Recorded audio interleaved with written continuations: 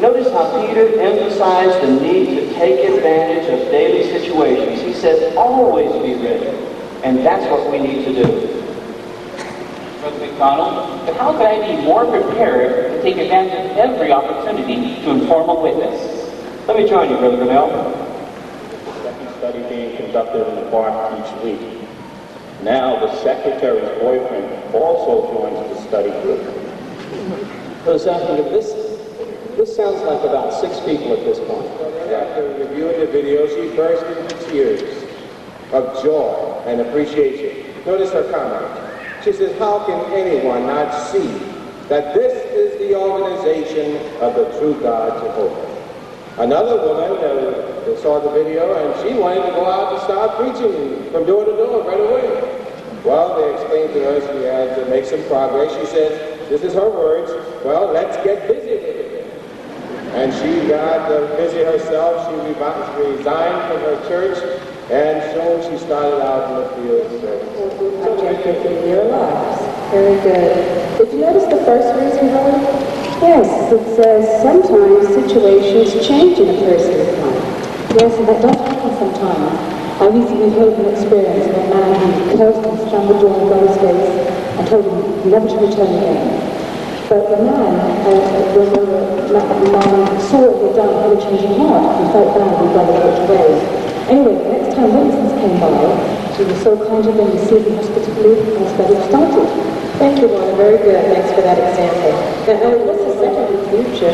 So we should try to reach as many people as possible with the good news of the kingdom. Yes, and not only that, but by doing this work, we're showing how real the kingdom is to us.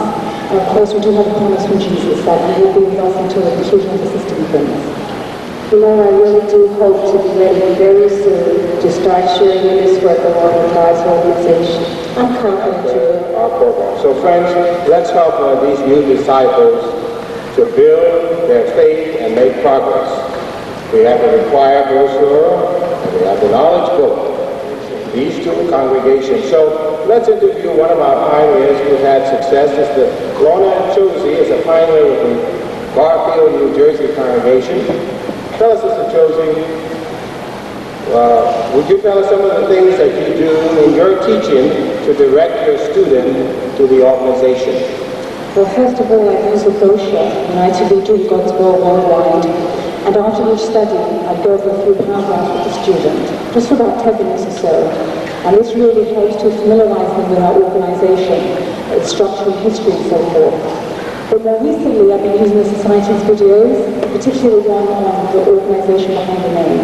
I've really enjoyed using that one because now the student gets to see what goes on behind the scenes, so to speak. They get to see the size and scope of the organization. And if they thought we were small, a small group, after reviewing the video, they realize that we are a worldwide organization. And better still, because we do live close to Bethel, I'm able to take them there so they can see just how well we operate as witnesses. Now, when do you start inviting them to the meetings? Really, as soon as possible. Actually, before I start studying with them, I try and get them to come with me to meetings. I offer to pick them up because it's easier for them and also it takes pressure off them. I also invite them to our assemblies and our conventions when they arise, just like this. And even if they can make it for one day, or even half a day, to me that's great because I think it really has an impact on them. I've had ones that have told me just how happy and peaceful everybody gets and how everybody gets on so well with one another. They also mentioned about the children, how well-behaved they are and well-disciplined. So they leave saying positive things, and it just seems to me that these gatherings really have an impact on them. Now, what are some of the things that you do to prepare them for their first meeting? Well, before they come to the meeting, I usually review with them what goes on. Basically, what to expect and what not to expect.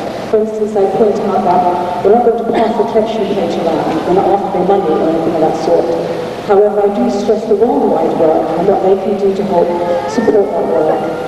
Also, when they come to the meeting, also when I go on their study, I try to take the same person with me week after week. I try and take different ones with me.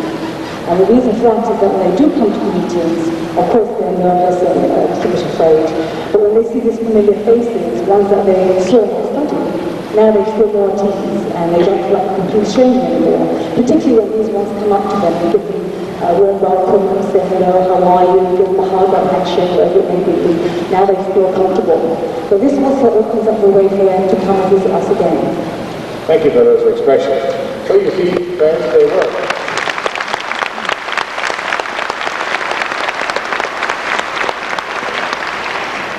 I'm sure as you